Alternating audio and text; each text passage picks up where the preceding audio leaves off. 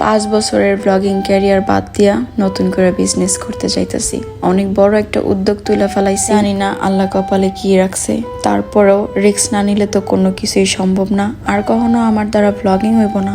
Blogging ক্যারিয়ারে আমি হয়তোবা চিরজীবনের মতন আল্লাহ হাফেজ কইয়েই দিলাম। ফ্ল্যাশব্যাক। আসসালামু আলাইকুম, কেমন আছেন আপনারা সবাই? আশা করতেছি সবাই সুস্থ আছেন এবং ভালো আছেন। এর ভেতরে অনেকে অনেক কিছু ভাবতেছেন যে আপু কেন আপনার হইতেছে ব্লগিং ক্যারিয়ার বাদ দেওয়া লাগবো, আপনি নতুন বিজনেস করতে যাইতেছেন। অনেক কোয়েশ্চেন, প্রত্যেকটা জিনিসের উত্তর দিব আপনাকে লাগে। তার আগে আজকের ভিডিও কে কোন জায়গা থেকে দেখতেছেন অবশ্যই কমেন্ট সেকশনে জানাইতে একদমই বলবেন না। মূলত এই জায়গায় কাজটা কি আর আমি কিসের বিজনেসই করতেছি নাকি আমি কারো আন্ডারে কাজই করতেছি, প্রত্যেকটা ডিটেলসই আপনাকে লাগে শেয়ার করবো। তো আমার যে অফিসটা ছিল ওটা ছিল গাজীপুরের 27-এ। পদক্ষেপটা তোলার আগে আমি 100 বার চিন্তা করছি। আমার ফ্যামিলি থেকে আমার বারবার বুঝাইছে ব্লগিং ক্যারিয়ার একবার বাদ হয়ে গেলে পরে কিন্তু নেক্সট স্টার্ট করতে পারবি না, যা করবি বুঝে শুনে করিস।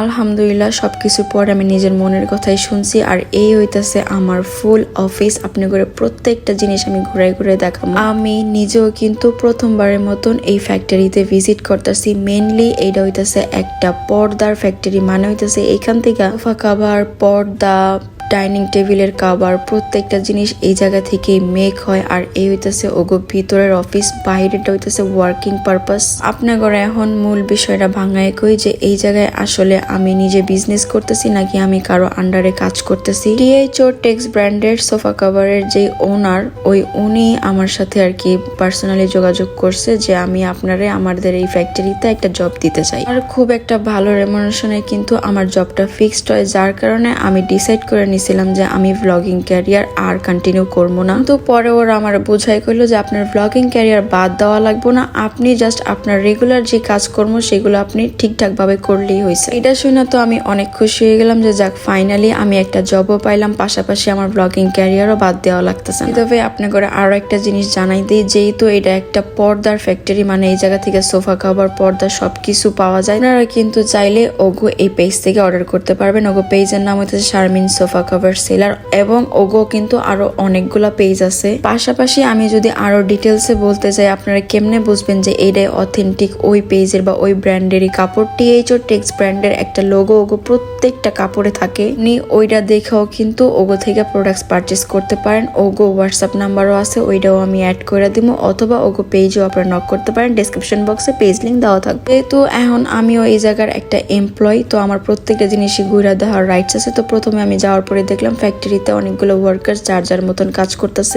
এই জায়গায় আর একটা জিনিস দেখলাম, প্রত্যেকটা ওয়ার্কারের কাজ কিন্তু ভাগ করে দেওয়া। একজন যেমন পর্দা সেলাই করতেছে, আরেকজন নেট লাগাইতেছে, আরেকজন সোফা কাভারের হইতেছে এলাস্টিক লাগাইতেছে, অন্য একজন দেখলাম প্যাকিং করতেছে, একজন কাটিং করতেছে। তো আমি প্রত্যেকটা জিনিস ঘুরে ঘুরে দেখতেছিলাম। যেমন এই আপুরা দেখলাম যে প্রত্যেকটা সোফার কাভারের মধ্যে টিএইচও টেক্স ব্র্যান্ডের লোগো লাগাইতেছে। তো বিষয়গুলো আমার কাছে দেখা অনেক বেশি ভালো লাগলো, কারণ এগুলা কিন্তু আমারও একটা কাজের পার্ট। এখন আমি আপনাগুলোকে বলি যে আমার এই সোফা কাভারের পেজের সাথে বা এই ফ্যাক্টরির সাথে আমি কি কাজ করবো। বলতে পারেন এটা আমার এই ফ্যাক্টরি, মানে এখানে যা যা কাজ হচ্ছে, যত ওয়ার্কার আছে যারা যা যা করতেছে, প্রত্যেকটা জিনিসই আমার মনিটরিং করে রাখতে হবে। কাপড়ের মান ঠিকঠাক আছে কিনা, ওয়ার্কাররা ঠিক মতন কাজ করতেছে কিনা, যারা কিনা কাস্টমার প্রোডাক্টস নিতেছে ঠিকঠাক প্রোডাক্টস পাইতেছে কিনা, এই প্রত্যেকটা জিনিসই কিন্তু আমি দেখবো। টিএইচও টেক্স ব্র্যান্ডে আপনারা কি কি পাইবেন বা কি কি কাজ এই জায়গায় হয় আপনাগুলোকে ওইটাই শেয়ার করি। এই যে দেখতে পাইতেছেন কাটিং মাস্টার যারা আছে, এরা হইতেছে পর্দা থেকে শুরু করে, সোফার কাভার থেকে শুরু করে,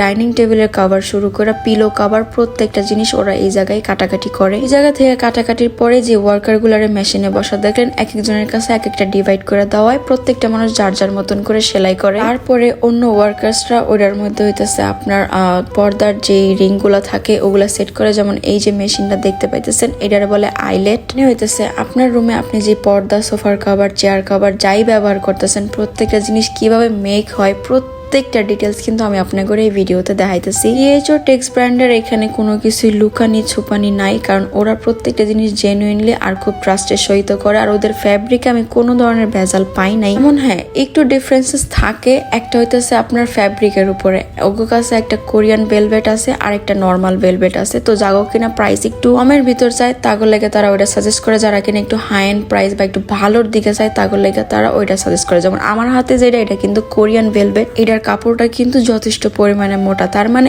এই না যে ওরা একটা কাপড় বলে আরেকটা গোছায় দেয়, এমনই না। কাস্টমাররা তারা জিজ্ঞেস করে ফ্যাব্রিকের ভিতরে তারা পর্দা বা হয়তো সোফার কভার চাইতেছে, প্রত্যেকটা প্রাইস রেঞ্জ সেম হয় না, এক একটার এক এক প্রাইস হয়। তো কাস্টমারের যেটা সুবিধা হয় ওরা ওই ক্ষেত্রেই নিয়ে থাকে। প্রথম দিন অফিসে জয়েন করছি, প্রত্যেকটা কাজের আয়ত্ত রাখা উচিত, তাই আমি বসে গেছিলাম সেলাই মেশিনে। এই যে দেখতে পাচ্ছেন THO টেক্স ব্র্যান্ডের লোগোটা কিন্তু আমি পর্দায় লাগাইতেছি। আমি মনে করি কাজ কোনোটাই ছোট না, আপনি পরিশ্রম করে শ্রম দিয়ে হালাল ওয়েতে যেই কাজই করবেন না কেন ওই কাজই বরকত। আপনারা আমার নতুন কাজের লাগে অবশ্যই আমার জন্য দোয়া করবেন। তো এই জায়গায় দেখতে পাইতেছেন আমি কিন্তু পর্দার আইলেট পর্যন্ত লাগাইতেছিলাম। আর প্রথমবারের মতনই যখন আমি ট্রাই করছি আর খুব সুন্দরভাবে কিন্তু প্রত্যেকটা আইলেট আমি আর কিয়া করতে পারছি, মানে কাটতে পারছি। এরপরে আবার হইতেছে রিং লাগানোর পালা। মানে ওই জায়গায় ওয়ার্কার্সরা ঠিক যা যা কাজ করে প্রত্যেকটা জিনিসই কিন্তু আমি নিজের হাতে কইরা দেখছি। তার মানে বোঝাই যাইতেছে যে এই জায়গার যেই প্রোডাক্টস গুলো আছে একটাও কিন্তু আপনার ভেজাল সম্পূর্ণ না, প্রত্যেকটার কোয়ালিটি অনেক বেশি ভালো। তো এই জায়গায় যাওয়ার পরে ওইখানের যে আরো স্টাফরা ছিল ওরা আমার প্রত্যেকটা পর্দার নতুন নতুন ডিজাইন গুলা দেখাইতেছিল। আর এই হইতেছে ওগো আরো অনেক কালেকশন,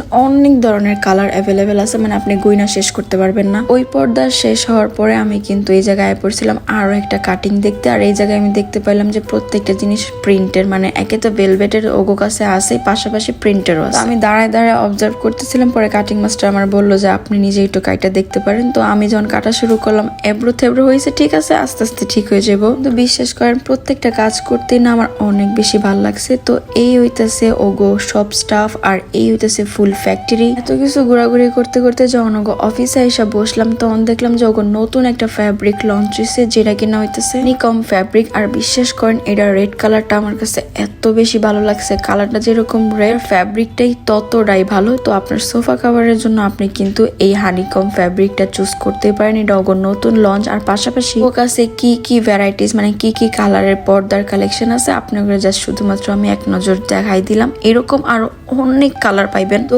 আশা করি আজকের ভিডিও আপনার কাছে ভালো লাগছে। কমেন্ট সেকশনে কিন্তু ওগো পেজের লিংক দেওয়া থাকবে, অবশ্যই চেক আউট করে নেবেন। আর আমার এই নতুন উদ্যোগ আপনার কাছে কেমন লাগলো এটাও কমেন্ট সেকশনে জানায়েন। আর কিনা ভাইবা খুব খুশি হইতেছিলেন যে ফাইনালি নরসিংদী রফান অফিসে নিজে হয়তো ব্লগ ছেড়ে দিতেছে। তো এটা একদমই বহু, আমি ব্লগ ছাড়তেছি না। যারা খুশি হয়েছেন তাদের অসংখ্য ধন্যবাদ। নেক্সট কোনো ভিডিওর লাগে অবশ্যই অপেক্ষা করবেন। দেখা হবে আপনাগুলো অন্য কোনো ভিডিওতে। সবারই জানাইতেছি আমার তরফ থেকে আল্লাহ হাফেজ।